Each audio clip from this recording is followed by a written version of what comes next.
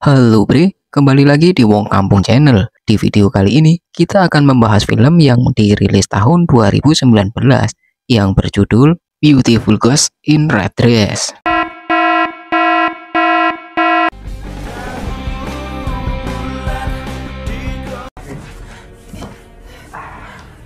Berlatar belakang di Jakarta pada tahun 1973, terlihat seorang pria bernama Yuda berjalan tanpa arah dan tujuan. Karena ini pertama kali dia datang ke kota besar untuk mengadu nasib. Sementara Yuda sendiri diketahui mempunyai bakat melukis dan merantau ke kota untuk memperbaiki ekonomi keluarganya. Singkat cerita, kini Yuda berencana tinggal sesuai alamat yang diberikan oleh keluarganya. Nomor 19 betul yang itu. Ya udah, makasih. Iya, Mas. Namun terlihat rumah yang dia datangi kondisinya memprihatinkan karena telah menjadi rumah laba-laba, tapi sensor otomatis pada pintu masih berfungsi, Bre. Sementara di sisi lain, kita diperlihatkan oleh sepasang keluarga, sang istri bernama Mariam dan si suami bernama Roy. Di mana pagi itu terlihat Roy yang bersiap mau sarapan. Dirinya mendapat kabar dari anak buahnya jika proyek yang dia garap mendapatkan kendala. Roy yang mendengar hal itu tentu saja membuat moodnya pagi itu ambyar. Apalagi pemilu sebentar lagi akan berlangsung. Tentu dirinya yang maunya butuh uang banyak untuk kampanye, yang membuat emosinya meledak-ledak pagi itu. Ini apaan sih? Saya harus dapatkan tender. Sontak pagi itu, Mariam yang tidak lain istrinya sendiri menjadi sasaran kemarahan si Roy. Tak lama setelahnya, terlihat Roy mendatangi salah satu rentenir kejam bernama Ozzy, di mana tanpa sengaja saat itu Ozzy dan timnya sedang menggebukin orang yang selalu nunggak bayar angsuran. Singkat cerita, tujuan Roy ke sana ya tidak lain untuk ngutang, Bre.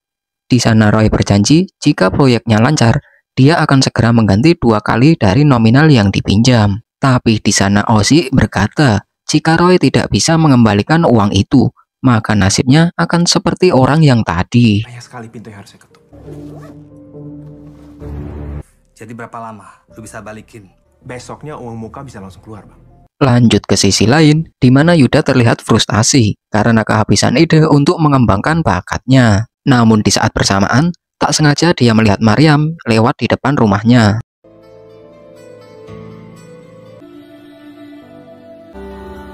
Yuda yang menganggap Mariam adalah objek lukis yang indah. Dia lantas bergegas membuntutinya hingga tanpa sadar sampai ke rumahnya, Bre. Di sana Yuda pun mulai melukis Mariam. Namun tak lama, Mariam yang mengetahui keberadaan Yuda, dia lantas masuk ke rumahnya. Tapi tiba-tiba Yuda dibuat kaget karena Mariam sudah ada di belakangnya, Bre. Ngikutin saya? Oh, bukan.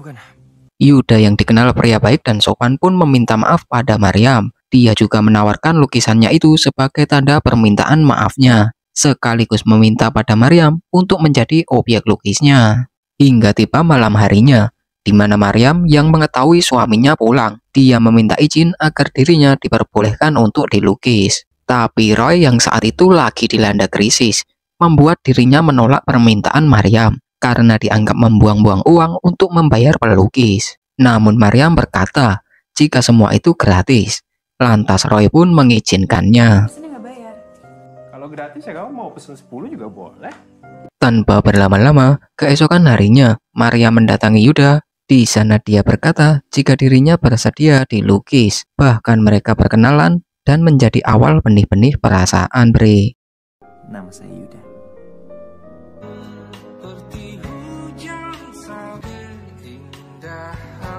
Sementara di sisi lain, Roy yang sibuk dengan kerjaannya membuat dia beberapa hari di luar kota. Kini dia menghubungi telepon rumah untuk menanyakan kabar istrinya. Tapi alangkah kagetnya Roy, karena yang mengangkat teleponnya adalah pembantunya. Tapi bukan itu yang bikin Roy kaget, melainkan ucapan dari pembantunya jika Mariam sedang bersama Yuda, sang pelukis itu. Roy yang curiga akan kedekatan istrinya dengan sang pelukis. Dia berniat pulang untuk memastikan semuanya. Namun tanpa disangka, saat dia hendak pulang, ternyata di luar sudah ada anak buah Ozzy yang datang untuk menagih hutangnya yang ternyata sudah jatuh tempo. Duit yang terakhir lu pakai itu bukan duit gua. Mobil lu aja kagak cukup untuk bunganya. Roy yang belum bisa membayar karena ekonominya masih belum membaik. Hal itu membuat dia ketakutan oleh ancaman Ozzy. Lantas Roy menghubungi rekannya untuk menanyakan perihal proyeknya. Tapi siapa sangka, proyek yang diharapkan oleh Roy ternyata tidak berjalan lancar. Ozzy yang mendengar percakapan itu pun menjadi naik darah. Namun Ozzy memberi solusi pada Roy. Jika Roy bisa mengganti hutangnya dengan istrinya yang manis dan cantik itu. Di sisi lain, terlihat Yuda yang mengantarkan Maryam pulang. Di sana Maryam juga sangat berterima kasih karena telah melukisnya. Sembari melepaskan senyum pada Yuda, lantas Maryam masuk dan memasang lukisan itu.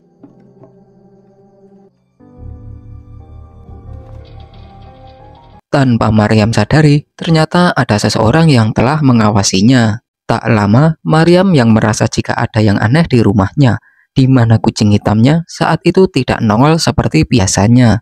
Lantas dia pun mencarinya. Cleo. Seketika Maryam dibuat shock saat melihat kucing kesayangannya telah mati mengenaskan, Bre. Yuda yang mendengar teriakan Maryam pun segera merapat. Tapi sialnya, ketika Yuda mencoba menenangkan Maryam, justru hal itu dilihat oleh sang pembantu. Di sana Maryam lantas menyuruh Yuda pergi, karena tidak ingin hal itu menjadi berita yang tidak benar. Bilang aja yang sebenarnya kalau aku baru Enggak, saya nggak mau punya masalah. Kenapa ada laki-laki lain yang bukan suami saya di sini? Lantas Yuda pun pulang. Tapi setelah sampai di rumahnya, kini Yuda sadar jika dirinya mulai mencintai istri orang. Sementara Roy yang saat itu sudah sampai di rumah, pandangannya tertuju pada lukisan yang dipajang oleh istrinya. Roy yang sebelumnya sudah berpikiran buruk tentang istrinya, kini dia yakin jika istrinya itu selingkuh, Bre. udah ngapain aja sama dia? Setiap hari kamu diam-diam ke rumahnya dia. Nggak pernah cium dia. Enggak. Lebih baik aku yang mati supaya kamu bisa sama pelukis itu kan? Saat itu Roy yang sudah gelap mata, dia menghubungi Ozzy dan menyuruhnya untuk menculik istrinya sendiri karena telah selingkuh dengan laki-laki lain. Mendengar itu pun Ozzy mempunyai rencana untuk menculik Maryam dan menghabisinya. Lalu merekayasa semua itu seolah-olah perbuatan Yuda. Tapi Ozzy berkata jika dirinya butuh persetujuan dari Roy. Lantas Roy yang sudah gelap mata dan cemburu buta, dia pun setuju dengan rencana Ozzy.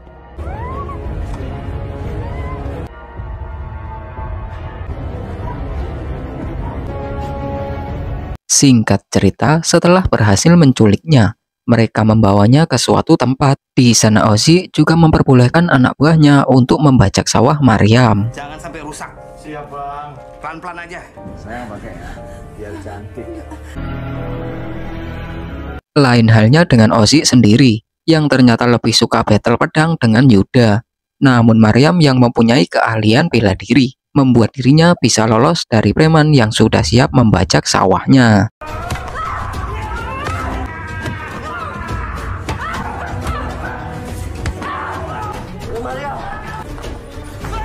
Maryam yang kabur ke jalan untuk mencari pertolongan.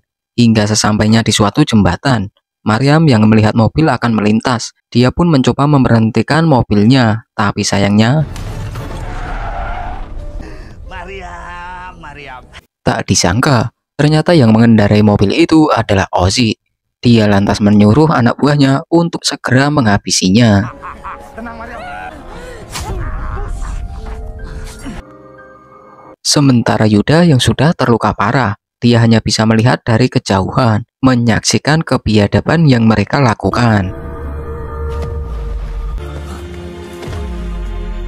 Namun beruntungnya Yuda berhasil ditemukan dan mendapat perawatan untuk lukanya. Yuda pun lantas menceritakan semua kejadian yang dia dan Maryam alami kepada polisi. Hingga berita itu viral menghebohkan warga sekitar. Tapi sayangnya, Maryam belum bisa diketahui keberadaannya, entah masih hidup atau sudah mati. Kita beralih ke sisi lain, di mana Roy yang saat itu sedang tidur. Dirinya dibuat terbangun karena suara berisik kucing hitam Maryam. Lantas Roy pun mencari sumber suara itu.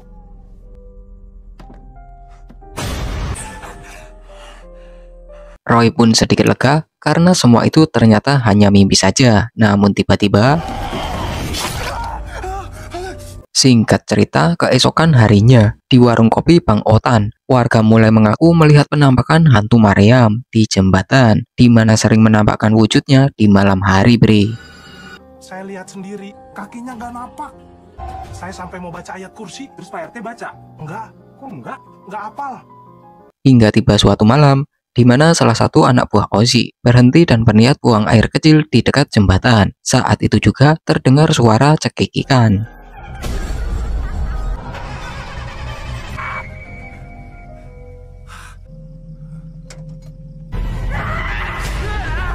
Setelah menghabisi anak buah Ozzy, hantu Mariam lantas terlihat melintas di warung kopi, di mana ternyata di sana juga ada anak buah Ozzy. Saat itu dia yang melihat wanita jalan sendirian berniat mengantarnya. Tapi ya pahamlah Bri maksudnya. Kemudian pria itu menawarkan tumpangan pada Mariam. Namun saat melintas di jembatan, tiba-tiba motor itu macet dan pria itu pun kaget saat si wanita ternyata juga menghilang. Adegan berlanjut di rumah Yuda, di mana terlihat kain merah yang merayap di sana. Bahkan kain itu juga melilitnya dan membuat Yuda tidak bisa bernapas.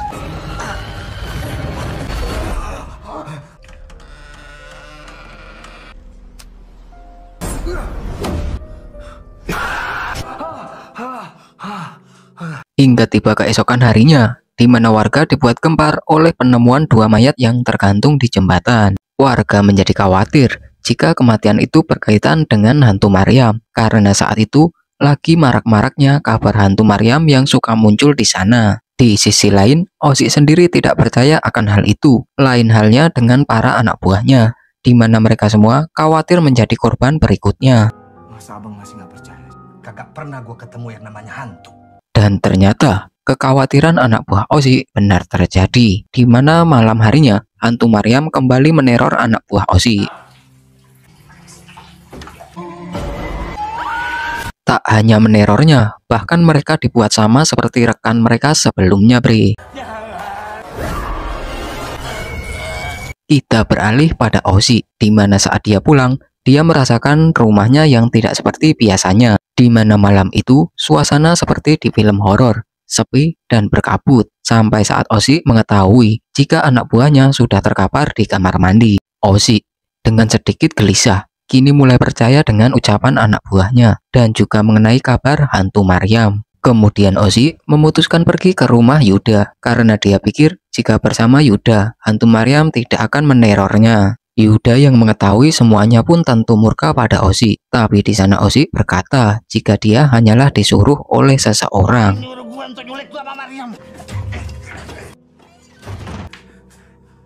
Siapa? Malam itu pun Ozzy menceritakan semuanya jika orang yang menyuruhnya sekaligus dalang dari semua ini adalah Roy, suami Mariam sendiri. Yuda yang mendengar penjelasan Ozzy pun menjadi naik darah. Lantas saat itu juga Yuda memutuskan pergi ke rumah Roy dan meninggalkan Ozzy di rumahnya. Semua ini terjadi karena Anda sudah selingkuh dengan istri saya. Istri lo diperkosa rame-rame sampai akhirnya mati. Yang itu semua gara-gara lo. Namun Roy yang licik tidak mau mengakui semua perbuatannya. Di sana dia langsung melemparkan senjata ke arah Yuda, lalu berteriak meminta tolong, seolah-olah Yuda datang untuk menyerangnya.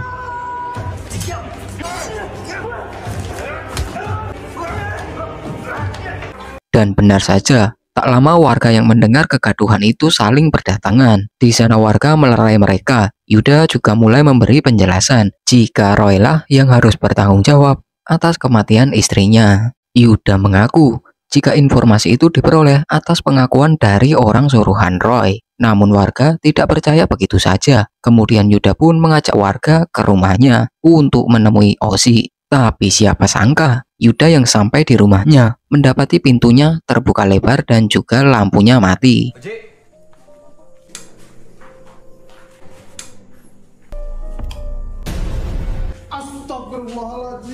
Melihat Ozzy yang tewas tergantung di rumah Yuda, tentu hal itu membuat warga meyakini jika memang Yuda lah yang telah melakukan pembantaian selama ini. Di sana Yuda lantas berkata, jika memang dia pelakunya, dia tidak akan mengajak para warga untuk datang ke rumahnya. Hingga tak lama, datang emak-emak yang lagi perawatan, Bre. Seketika membuat warga kaget dan Yuda berhasil kabur. Adegan beralih pada Roy, di mana dia berencana kabur. Tapi malam itu, dia didatangi oleh preman bersenjata. Roy dipaksa masuk ke mobil mereka. Diketahui orang itu bernama Bang Juk. Dia mengaku sebagai donatur Ozzy. Mengetahui Ozzy telah tewas, kini Roy harus membayar semua hutangnya jika ingin dirinya dan keluarganya selamat. Namun mendengar cerita hantu Maryam, Bang Juk menyuruh Roy mencari dukun sakti untuk mengusir hantu Maryam. Gua ikut mati kagak? Tidak. Lu cari dukun yang paling jago. Singkat cerita, akhirnya Roy pun menemukan dukun sakti. Kini mereka telah berada di jembatan itu. Di sana sang dukun berkata, jika kunci pengusiran setan hanyalah satu, tidak boleh ada yang takut. Sampean ini tidak boleh takut. Hingga tak lama, hantu Maryam pun menampakkan wujudnya. Seketika sang dukun membacakan mantra-mantra untuk mengusirnya. Aku si Jangka, Senawati. Majigana, kuat sekali hantu ini. Setelah beberapa lama mencoba mengusirnya, namun tak juga membuat hantu Maryam menghilang. Sang dukun yang awalnya berkata jika tidak boleh takut, kini dia sendirilah yang malah kabur duluan. Lari! Lari! Hingga hantu Maryam pun mulai membrutal.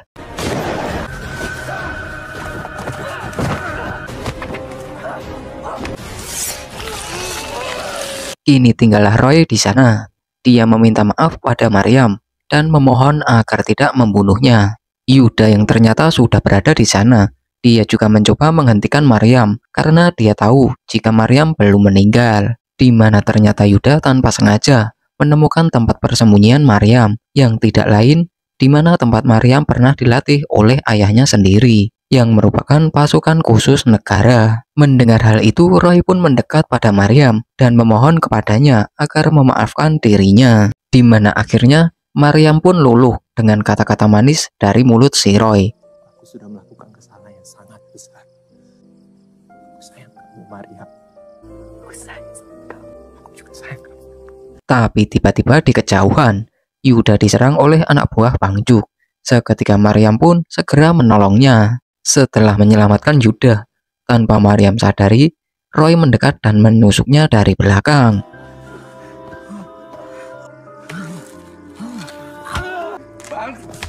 Di sana Yuda yang masih bertahan pun tanpa basa-basi langsung menghabisi Roy. Kemudian membawa jasad Maryam dan melarungnya di sungai, membiarkan dirinya ditangkap polisi.